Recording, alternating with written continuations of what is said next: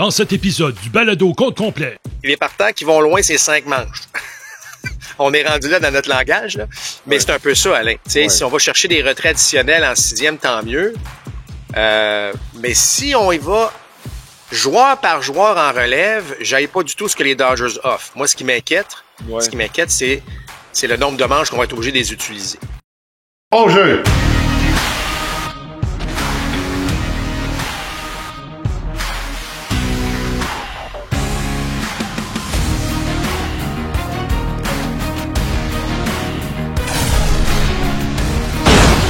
Deuxième prise! Compte complet! Le balado compte complet est présenté par Plan de match à Boucherville, votre centre d'entraînement et boutique de baseball avec cage de frappeur intérieur et lance-balles. Fier partenaire de votre passion. Voici vos animateurs, Alain Husereau et Mark Griffin. Bienvenue à compte complet. Alain Husereau en compagnie de Mark Griffin. Il reste 2 équipes en série mondiale. Mark, les Yankees de New York et les Dodgers de Los Angeles. Écoute, Marc, on va commencer tout de suite en analysant ces 2 équipes.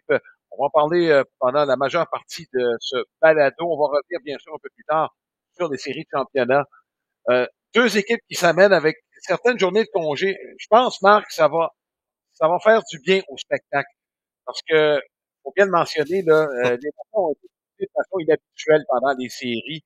Encore pire que ce qu'on a vu. Je pense qu'il y a eu une coupure nette avec les années passées. Je pense que de voir les équipes reposer, ça va nous donner un meilleur spectacle.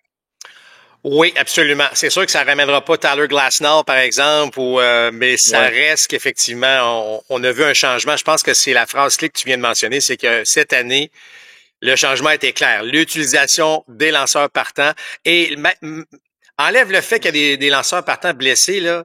Juste le fait que les partants ne vont pas très loin, ça change complètement la dynamique de la chose. Donc, c'est effectivement ces journées de congé-là, la série mondiale qui vont donc s'amorcer ce vendredi.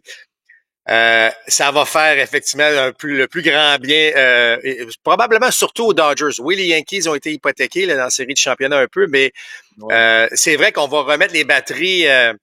on va les remplir, là, ces batteries-là, parce que ça annonce comme une série qui pourrait être très longue, selon moi.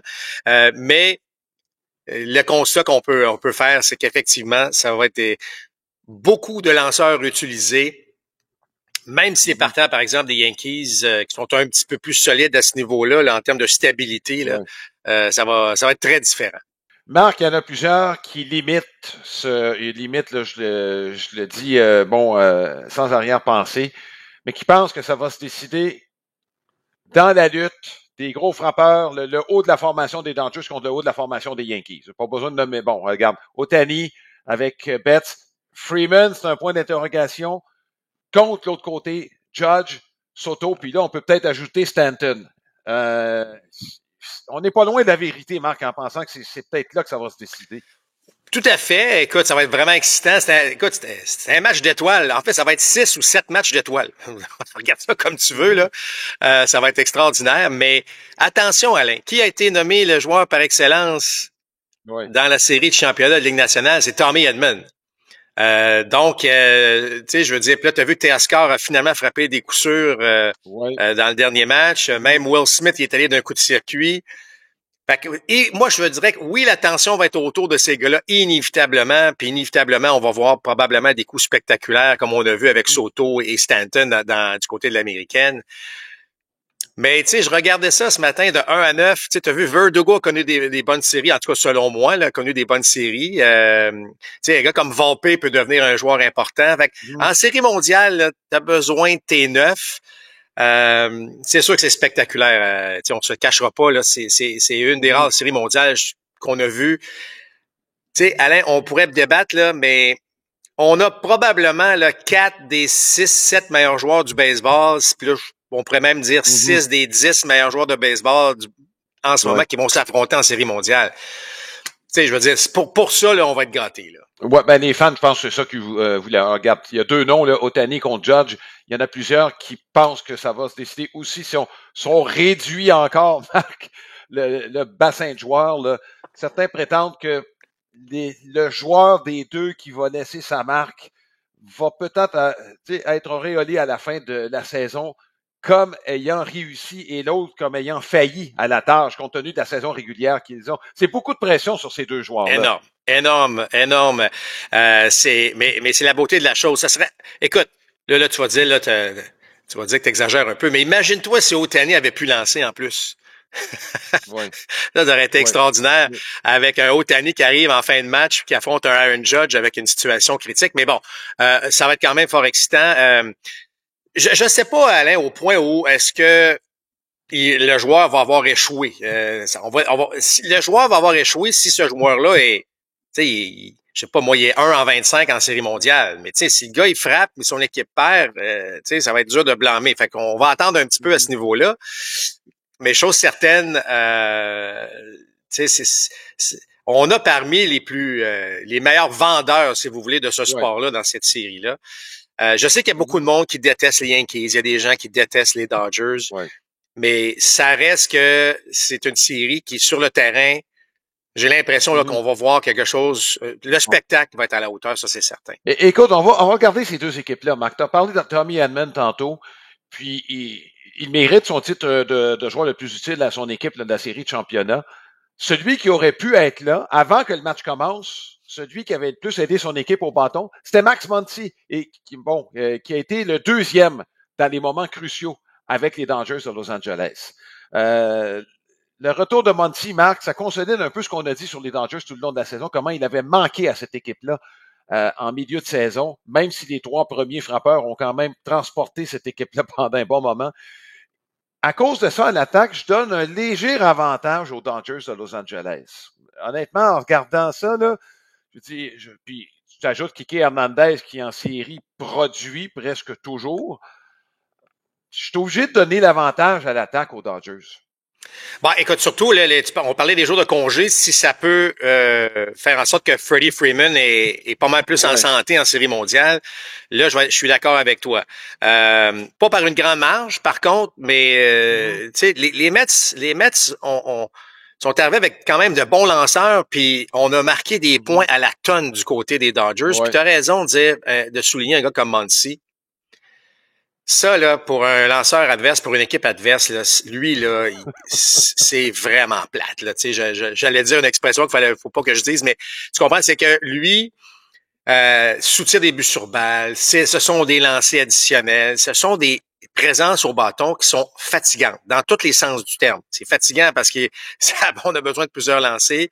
Il a de la puissance, donc de temps en temps, si t'en échappes une, il peut te faire mal. Et effectivement, ça ajoute à la profondeur des Dodgers. Tu as tout à fait raison de mentionner Kike Hernandez.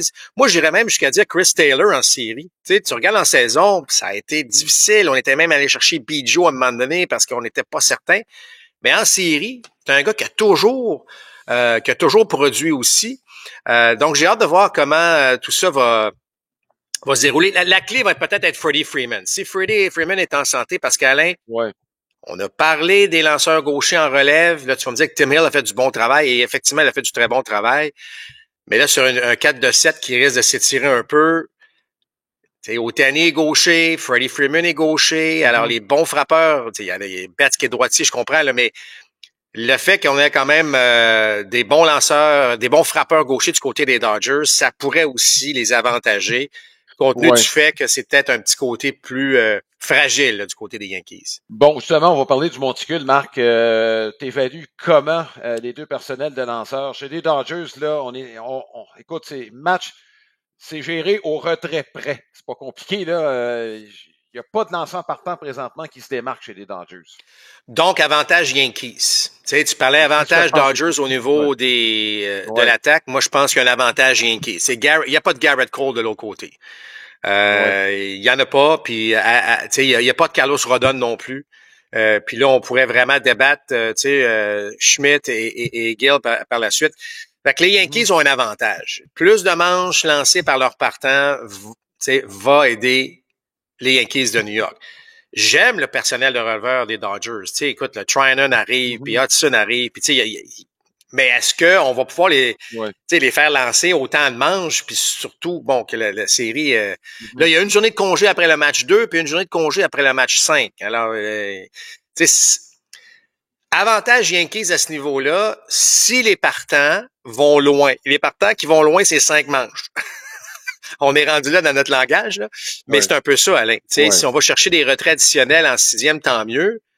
Mais si on y va joueur par joueur en relève, j'aille pas du tout ce que les Dodgers offrent. Moi, ce qui m'inquiète, c'est le nombre de manches qu'on va être obligé de les utiliser.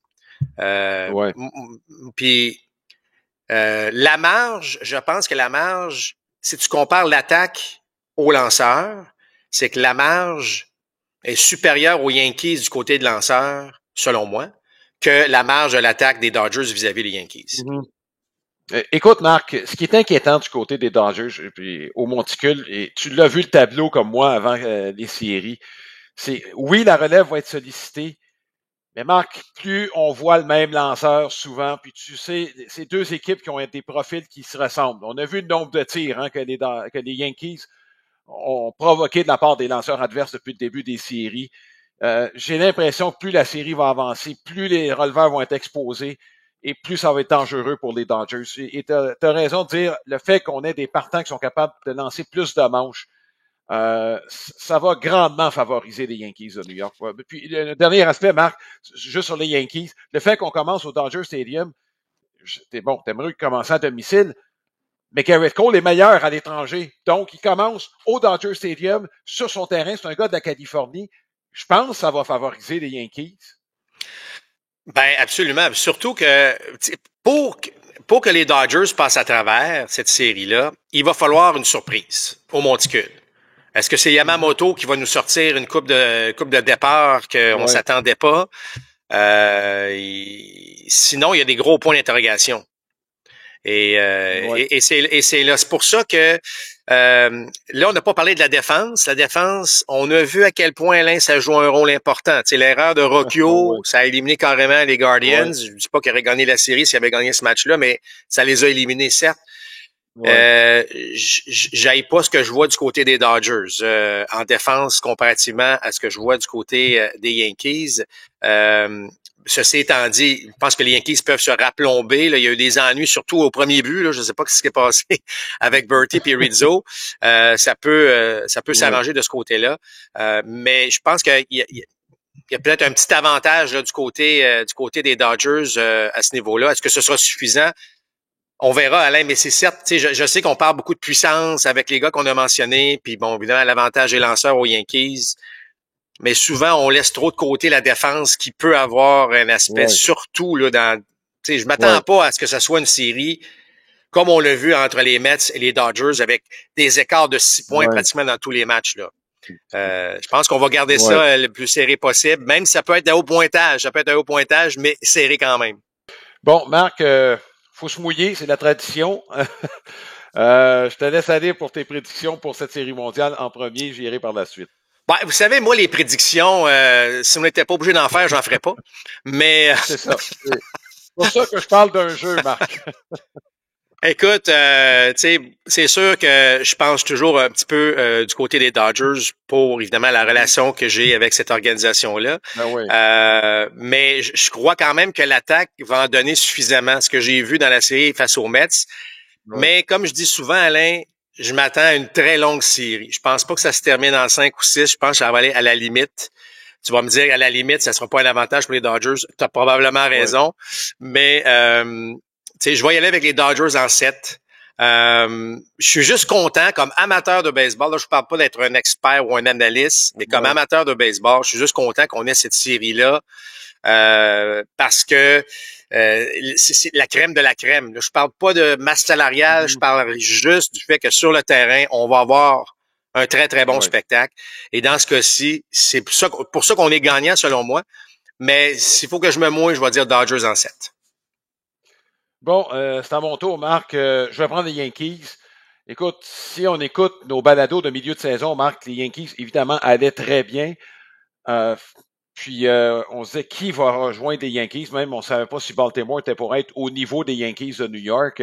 Finalement, Baltimore s'est fait battre avant de trouver les Yankees sur leur chemin. Et moi, je vais avec les Yankees de New York. Pour les raisons que j'ai énoncées tantôt, Marc, je pense que la relève des Dodgers va s'essouffler en cours de route. Là. Puis, au fur et à mesure qu'ils vont être exposés, ça va être de plus en plus difficile. Écoute, je vais vraiment me tremper, Marc. Je suis pas sûr qu'on va retourner à Los Angeles pour les matchs 6 et 7. Ouais. Donc, ça fait que j'y vais.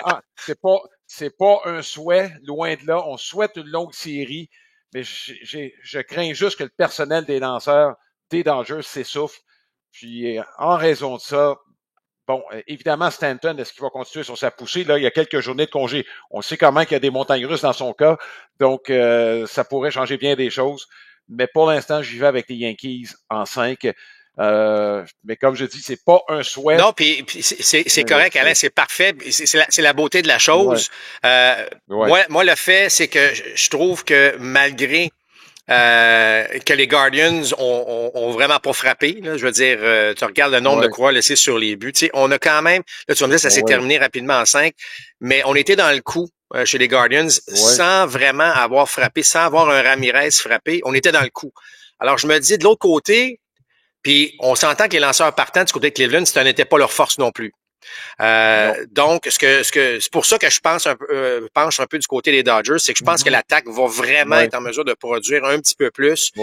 Et à ce moment-là, ben, faire en sorte que les partants des Dodgers n'auront peut-être pas l'effet escompté là, sur la série. Bon, c'est le temps de la question de la semaine présentée par Sylmar Autoville. C'est votre détaillant pour les pneus de voitures et de camions classiques et antiques. Je vous invite à consulter le www.sylmar.ca. Donc, ce qu'on vous demande, est-ce que ça vous plaît de voir ces deux équipes en série mondiale? C'est des équipes qui sont très polarisantes. On en parlera un petit peu plus tard. Envoyez-nous vos commentaires à propos de cette question qui paraît sur notre site complet. Ou encore sur notre page Facebook, facebook.com/complet-balado. Je vous rappelle notre partenaire principal, notre commanditaire, le Plan de Match. Le Plan de Match est à boutique à Boucherville. J'y suis présentement. Alors là, je sais que c'est l'automne, mais c'est temps déjà de se préparer pour le printemps. Alors, si vous avez besoin d'équipement, ben c'est la place. C'est à Boucherville. Cage de frappeurs également, cours privé. Allez sur leur boutique en ligne également. Et je vous rappelle notre site Internet pour nous rejoindre facilement, savoir où nous écouter ou nous regarder. C'est le www.comptecomplet.com. Bon, Marc, on va revenir sur les séries de championnat. On va commencer par la Ligue américaine, Cleveland contre les Yankees de New York. Il y a quelques instants, tu as indiqué justement que Cleveland aurait pu gagner des 3 matchs à Cleveland. Ça en prenait pas beaucoup. Et peut-être une des clés, ça a été le fait que José Ramirez n'a pas été capable de contribuer offensivement à la cause des Guardians. Ça a coûté très cher à l'équipe. Puis ça, Alain, tu regardais la série avant que ça commence. Il fallait que ça soit du baseball parfait de Cleveland. Tu sais, si on voulait battre les Yankees de New York. Ça veut dire quoi, ça, du baseball parfait? Ben, c'est d'avoir un support d'attaque avec un Ramirez et un Naylor. Ça veut dire d'attraper la balle, de pas donner des retraits additionnels aux Yankees. Là, tu comprends? On n'avait pas beaucoup de marge de manœuvre du côté de Cleveland. Puis là, on a été exposé. On a laissé des frappeurs additionnels se présenter au bâton. On a vu ce que ça donnait avec Juan Soto, qui a été une des présences au bâton les plus spectaculaires que j'ai vues depuis fort longtemps. Donc, ça a coûté cher. Mais ça a été serré. Fait que ça n'aurait pas pris grand-chose pour que Cleveland puisse passer au travers les Yankees, ou en tout cas certainement étirer cette série-là. On voit que les gens disent, ben oui, les Yankees, c'est la grosse machine, c'est la masse salariale, mais je vous dis, Cleveland n'était pas si loin d'étirer ça encore plus. C'est juste, si on avait joué du baseball un petit peu plus propre. Oui. En défense particulièrement, tu as mentionné l'erreur de Rocchio. L'autre aspect, Marc, je ne sais pas si on doit remettre en question l'utilisation des lanceurs pendant cette série-là par les Guardians, parce que faut bien le mentionner, ce qui était la force de l'équipe, à la fin, on était à plat. C'est pas compliqué, là. On a vu la tenue d'un peu tout le monde. Presque tout le monde a failli à un moment à un autre, et dans des moments importants, que ce soit Gaddis, Smith à la fin, dont la vélocité est baissée, classique. On n'a pas reconnu le classé dominant de saison régulière. Marc, bon, ta force, faut que tu l'utilises. J'ose pas dire de façon intelligente, parce que je pense que c'est ça qu'on a essayé du côté. Mais on n'a pas utilisé nos lanceurs de façon optimale. Ça me semble une évidence. Exact. On pouvait pas soutenir le lot de travail qu'on donnait à ces gars-là. Mais je pense que Smith a été l'exemple le plus flagrant. Dans le cas d'Emmanuel Classé, ça n'a pas bien été. On s'entend, là. Je sais pas si c'était la nervosité, c'était sur la grande scène du baseball, ou les Yankees étaient juste mieux préparés. Mais ça aussi, c'est un autre aspect. On parle de Ramirez en attaque, mais classé, évidemment, ça a été une grande déception en relève. Mais Smith, on l'a vu tellement dominant dans le début de série de division, en début de série de championnat. Mais là, tu as vu, à un moment donné, le nombre de manches ou de tirs, puis là, jour après jour après jour, il y a eu une baisse flagrante de 3, parfois même 4 milles à l'heure. Alors, un petit peu moins de mordant sur la rapide, un petit peu moins efficace sur la balle fronde. Paf, gros coup de circuit de 3 points de Stanton contre Smith. Ça a basculé même un peu la série à ce niveau-là. Il a été très bon en saison, très bon en série, mais effectivement, là, on pouvait pas soutenir cette manière de gérer.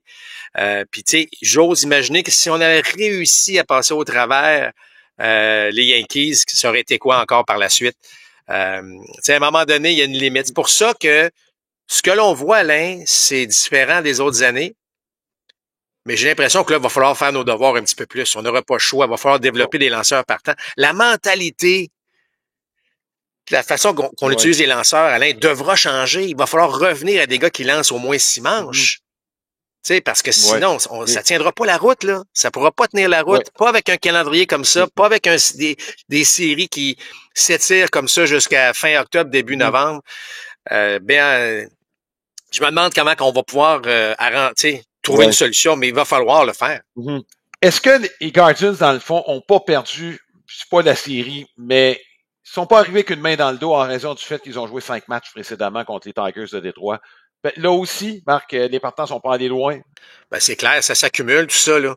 C'est absolument, tu sais. Puis si tu avais eu des partants, tu sais, Bybee avait été bien solide, puis tu sais, que chaque gars avait donné là, son 5-6 manches, là, tu sais, comme on pense, ben là, t'économises. Mais écoute, des Smith arrivaient en 5e manche. Tu sais, normalement, Smith arrive en 7e, tu sais, puis t'as un gars en 8e, puis t'as classé en 9e, puis tu sais, bon. Mais là, on amenait ces gars-là très tôt, puis je peux comprendre Steven Vogt, il voulait gagner le match qui se déroule devant lui. Mais à un moment donné, c'est juste que le bras peut pas suivre là, le lot de travail qu'on leur donnait. Fait que oui, Alain, c'était certainement un aspect de voir. Ben, tu sais, comme les Yankees souhaitaient probablement que la série entre les Dodgers puis les Mets s'en aille en 7 matchs pour qu'on étire ça encore plus, puis qu'on utilise encore plus d'énergie au niveau du personnel de lanceur. Oui. Marc, perspective Cleveland, là, ce qu'on a vu cette année, c'était surprenant. Il n'y a pas de raison que les releveurs puissent pas revenir, nonobstant des blessures. Les partants vont être capables d'en donner plus. Marc, je peux pas croire qu'on va passer 2 années de suite comme ça avec des partants, que ce soit non productifs ou encore en raison de blessures. Je pense que l'avenir est rose. À l'attaque, on aura besoin de mieux entourer les Naylor, Ramirez et Kwan. Il y a de quoi être, je pense, optimiste côté de Cleveland. On a vu des gars, Manzardo, moi j'ai adoré ce que j'ai vu de lui. Le seul problème, c'est que c'est un frappeur de choix ou un joueur de premier but. Dans les deux cas, on a déjà quelqu'un, à moins qu'on décide de ramener David Fry comme deuxième receveur. Là, c'est une autre histoire. John Kensey Noël, j'ai l'impression qu'à moins d'avoir un camp d'entraînement tout croche, c'est lui qui va jouer au champ droit l'année prochaine.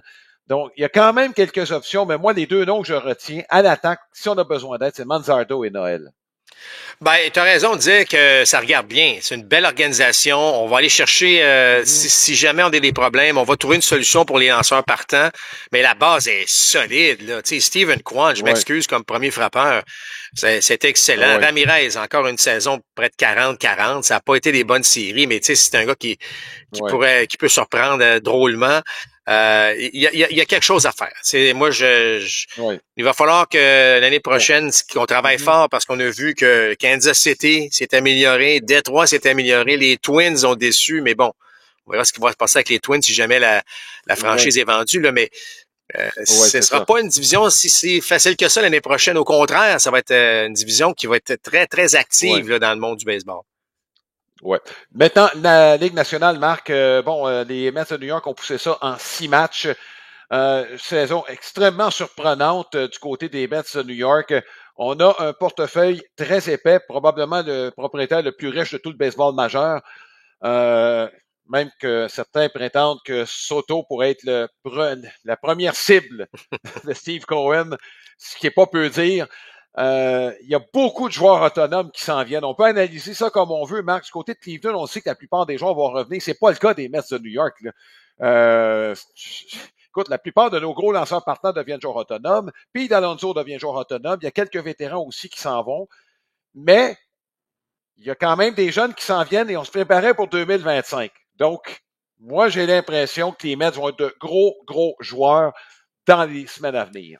Ben, en tout cas, ce qui est un peu plate du côté des Mets, c'est qu'on a vraiment senti, évidemment, rappelle-toi, là, ils ont joué le programme double là, contre les Braves. Après ça, ça a été victoire spectaculaire là, victoire spectaculaire contre Milwaukee. Ça s'est poursuivi. Tu sais, vraiment, on a éliminé les Phillies. Fait que on a vu une équipe très unie. On a parlé beaucoup, écoutez les gars, là, c'est une famille ici, je vais toujours me rappeler de ça. C'est vrai, là, quand tu le vis ensemble, c'est vrai. Mais là, ça sera peut-être pas la même équipe qu'on va voir. Qu'est-ce qui va avec Alonso? Tu l'as dit, là, il y a un paquet de dossiers à régler. Tout le monde, j'écoutais, Winker veut revenir, JD Martinez veut revenir, mais est-ce qu'il va y avoir de la place pour tous ces gars-là? Je sais pas. J'ai bien aimé la magie créée par Lindor en particulier. C'est Lindor qui a semblé vraiment réveiller les troupes. Il y a eu plein de bonnes choses. Je suis content pour les Mets, Alain. Ça a été une belle saison. Il n'y a pas eu de controverse, il n'y a pas eu de chicane, il n'y a pas eu de choses négatives. Ça a été positif. On a offert aux spectateurs un spectacle tout à fait extraordinaire. Fait que, il y a des choses le fun, mais j'ai peur, moi, souvent, que quand il y a trop de changements dans une équipe, puis je comprends qu'il va y en avoir, là, que ça peut pas recréer la même magie. On verra bien, mais chose certaine, bravo aux Mets de New York pour une belle saison. Oui, absolument. Et moi, en tout cas, je prévois que ça va être extrêmement actif de ce côté sur le marché des joueurs autonomes dans l'entre-saison, compte tenu des ambitions de Steve Cohen, qui n'a pas l'intention de regarder les Braves et les Phillies de s'envoler comme ça là, avec le talent. Là. Bon, c'est le temps de la carte de la semaine et il y a une thématique, c'est une présentation de carte-dépôt.ca, votre détaillant de cartes sportives et non sportives avec plus de 14 000 articles en vente sur eBay. C'est une carte qui date de 1970, la numéro 38. C'est une série sur les séries mondiales qui a été émise par la compagnie Fleer. Donc, ce qu'on a fait, ce sont des cartes thématiques sur les séries mondiales, chacune des séries mondiales entre 1903 et 1969. Chacune des 66 séries mondiales pendant cette période-là. Et on a retenu celle de 1941. Pourquoi 1941? C'est la première série mondiale entre les Dodgers de Brooklyn et, qui sont devenus par la suite les Dodgers de Los Angeles, et les Yankees de New York. Pour la forme, les Yankees avaient remporté cette série, comme la grande majorité des séries mondiales entre les deux équipes jusqu'en 1955. Et Marc, écoute, pour la forme, dans cette série-là, elle est marquée par, je parlais de l'importance de la défense, là. Les Yankees, dans le quatrième match, menaient 2-1 dans la série. On est en neuvième manche, 2 points d'avance pour les Yankees, 2 retraits, 2 prises sur le frappeur. Troisième prise, le match est terminé? Non. Le receveur Mickey Owen échappe la balle. Le gars sera au premier, pif, paf, pouf, les Yankees prennent les devants en neuvième. Les Dodgers ont pu jamais revenir d'arrière dans le reste de la série. Ça prend pas grand-chose, Marc, rendu à ce niveau et rendu là dans les séries. C'était en 1941. Hugh Casey était le lanceur. Et Marc, il y en a qui ont fait des recherches. Certains prétendent que c'est le receveur qui aurait dû capter la balle. D'autres disent que le tir de Hugh Casey était probablement pas légal. Et que ça a déjoué le receveur autant que le frappeur. Mystère et boule de gomme. Probablement que le lanceur et le receveur sont partis dans leur tombe avec le secret dans leur tête. Marc, on va revenir sur la série mondiale Dodgers-Yankees. C'est une série polarisante. Pourquoi? Ce sont deux grosses organisations avec des portefeuilles très épais dans les deux cas. Ce sont des équipes qui sont suivies par de nombreux amateurs. Pour les Dodgers, c'est pour des raisons historiques, Marc, c'est jamais complètement parti. Les plus vieux, je me parle encore des royaux, et là je parle des octogénaires et plus, à qui j'ai l'occasion de parler de temps à autre. Les Yankees, Marc, New York a toujours eu une fascination, qu'on les aime ou non. Écoute, on peut parler d'un paquet de choses et effectivement, des portefeuilles épais, mais c'est quand même, dans le cas des Yankees, la première fois en 15 ans qu'on sera en série mondiale. Et dans le cas de ces deux équipes-là, particulières une contre l'autre, Ça fait 40 ans et plus que c'est pas arrivé. Ouais, c'est ça un peu qui me fait rire. Je sais que bon, évidemment, le sport et l'argent, ça vient ensemble, puis il y a les puristes de l'époque qui disaient, ben, tu sais, lorsqu'on jouait dans les années 80, c'était pas nécessairement pour le salaire, c'était pour, bon. Mais ça reste que, je sais que le baseball a des choses à régler, il n'y a pas de plafond ou plancher salarial. Mais ça reste une série tout à fait extraordinaire, et tu l'as dit, Alain, depuis 2009, les Yankees ont pas été en série mondiale. Fait qu'on a beau avoir de l'argent, ce n'est pas une science exacte. Et la dernière fois que ces deux équipes se sont affrontées, tu viens de le dire aussi, c'est 1981. Ouais. Alors, je pense qu'on était mûrs pour avoir une série mondiale entre ces deux équipes-là. Ce sont les équipes qui ont probablement parmi les un plus grand bassin. Le marché, il n'est pas juste New York. On s'entend pour les Yankees. La même chose du côté des Dodgers. Puis là, tu couvres côte est, côte ouest. Alors, c'est sûr qu'en termes d'intérêt, même si les gens détestent ces deux équipes-là, on va regarder la série, selon moi, tu sais, parce qu'il y a une curiosité. C'est Ohtani contre Judge, c'est Stanton contre Mookie Betts, tu comprends? Il y a quelque chose là, de tout à fait spectaculaire entre ces deux équipes-là. Tu sais, je sais que ces deux organisations qui ont des pouvoirs financiers énormes, mais tu regardes quand même au fil du temps. Là, et puis on en a parlé souvent. Les Dodgers ont développé leurs joueurs, donc ils ont un système, un réseau de filiales. Tu sais, est-ce que c'est vraiment juste de dire qu'on achète des championnats malgré les moyens financiers? Parce qu'on pourrait regarder, il y a bien des organisations qui en ont de l'argent puis qui en gagnent pas de championnat non plus. Tu sais, je pense qu'il faut apprécier le talent des deux organisations en termes de développement, en termes de repêchage. C'est pas parfait, là. Regarde, on l'a dit, les Yankees n'ont pas été là depuis 2009 en série mondiale.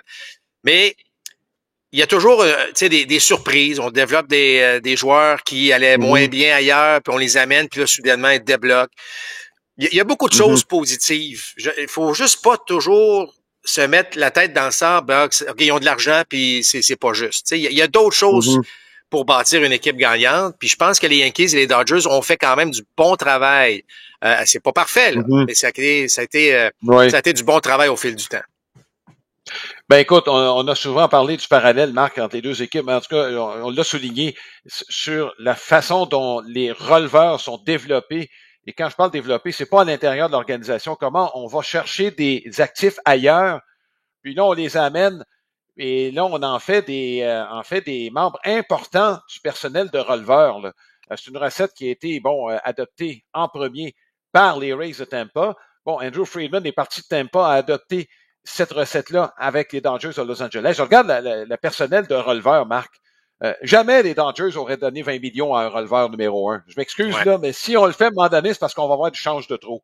Tu sais, c'est pas compliqué, là, c'est, je veux dire, là où ça m'inquiète un peu pour les Dodgers, Marc, c'est juste que je trouve que les releveurs, il y en a pas mal qui sont passés 30 ans, là. Les Trinan, les Hudson, Brazier, j'ai l'impression que ça peut être essoufflant à la fin de la série. Moi, je trouve que les Yankees sont peut-être en meilleure position. Je sais pas combien de balles rapides Kenley va lancer au cours de la série. Ça fait longtemps qu'il n'en a pas lancé une. Tu sais, il y a un paquet de choses que les deux équipes font. Puis oui, la masse salariale est là, Marc. Puis peut-être que je prêche pour ma paroisse, mais il faut pas oublier que c'est deux des équipes qui dépensent le plus au deuxième étage. Ben, exact. Dans le développement des joueurs, dans des départements de statistiques avancées, là, pour que on va se le dire. Ben oui. Ben oui. Mais écoute, c'est bon pour le baseball quand même. Je le sais, moi, regarde, on a suivi les expos pendant tant d'années. On aime toujours ça des négligés. On aime ça des équipes de petits marchés qui causent une surprise. Je suis partisan de ça. Mais je trouve qu'on était quand même mûrs cette année pour voir là, les deux grandes organisations s'affronter. Surtout, avec l'ajout d'Ohtani avec les Yankees, une autre saison extraordinaire de Aaron Judge, Stanton qui se réveille en série, qui devient le Stanton des beaux jours. La table est mise pour un spectacle tout à fait, tout à fait extraordinaire. Puis je pense que c'est là qu'il faut, comme partisan de sport, pas juste de baseball, mais de sport, ça va être suivi. Même ceux qui ne suivent pas le baseball majeur, on connaît les Yankees puis on connaît les Dodgers. Alors, je pense que ça va être très rassembleur. J'espère évidemment que le spectacle va être à la hauteur là, des attentes, mais c'est une bonne chose pour le baseball, surtout si la série s'étire le plus loin possible. On souhaite de la bonne balle, Marc. Et bon, moi, j'espère effectivement qu'on ait de tout dans cette série-là. Bon, des lanceurs qui s'illustrent, des moments de tension. Regarde, on a tout ce qu'il faut pour avoir une très, très bonne série mondiale. Mais ça se joue sur le terrain, Marc. Plein de choses peuvent arriver. Ça se peut que ça se finisse en 4. C'est pas un souhait. Ah oui, c'est deux équipes qui ont c'est deux équipes qui ont beaucoup de fierté, qui ont appris à gagner cette année. Ça fait longtemps qu'on ne s'est pas rendu là du côté des Yankees, du côté des Dodgers. Il y a des vétérans qui connaissent le tabac. Donc, effectivement, je pense que cette série mondiale-là, c'est un cadeau aux partisans de baseball. Quant à tout le reste qui l'entoure, on pourra en discuter éventuellement. Mais je pense qu'il faut s'arrêter sur le moment présent et apprécier ce qu'on a devant nous. Oui, exact. Puis de focusser vraiment sur le spectacle. Ouais. Et non d'encore arriver et dire, ben là, tu sais, Ohtani fait 700 millions, puis tout ça. On comprend tout ça. Là. Je n'ai pas de problème. Puis qu'est-ce que Juan Soto va faire? Ça va coûter combien? Puis c'est sûr qu'on va pouvoir en discuter. Mais entre-temps, il faut apprécier. Tu sais, ce que Juan Soto a fait là, en série de championnat, Alain, son circuit, là, avec tu sais, la façon dont son approche au bâton. T'sais, il affrontait un bon lanceur. Tu regardes les statistiques de Gaddis en saison. Je veux dire, ce gars-là était très bon. Ce que Soto a fait, c'est... Alors, des moments comme ça, j'ai l'impression qu'on va en voir quelques-uns au cours de cette prochaine série mondiale. Là. Ben, c'est à souhaiter. Maintenant, c'est le temps de vous présenter l'horaire des matchs de cette série mondiale, présentée par la boutique des fans, votre boutique de cartes sportives et d'objets de collection à Hawkesbury, en plus de vous offrir des cartes Pokémon, Magic the Gathering et des figurines Funko Pop. Je vous invite à consulter laboutiquedesfans.ca. Ça commence vendredi, le 25 octobre. On sera là à compter 19h30 avec notre équipe en studio, de même que moi et Marc sur place. C'est le match numéro 1 en direct du Dodger Stadium, 19h30. Le reste des matchs à 20h. Sinon, le match numéro 3, samedi, 20h. Le premier match au stade des Yankees, ce sera à 19h30. Le 28 octobre, match numéro 4 dès le lendemain, le 20 mardi. Par la suite, mercredi, le troisième match disputé au Yankee Stadium, match numéro 5. Tout ça pour se terminer vendredi et samedi suivant, s'il a lieu, au stade des Dodgers de Los Angeles. Voilà, la table est mise. J'espère qu'on aura un très, très bon spectacle. Tout est là. On a des acteurs... les acteurs principaux, probablement les plus belles étoiles, sont comparsaires du cinéma avec de bons acteurs de soutien. Fait qu'on se souhaite un très, très bon spectacle. On a très hâte d'être là pour vous, moi et Marc. D'ici là, portez-vous bien. À la prochaine. Balado compte complet vous a été présenté par Plan de match à Boucherville, fier partenaire de votre passion.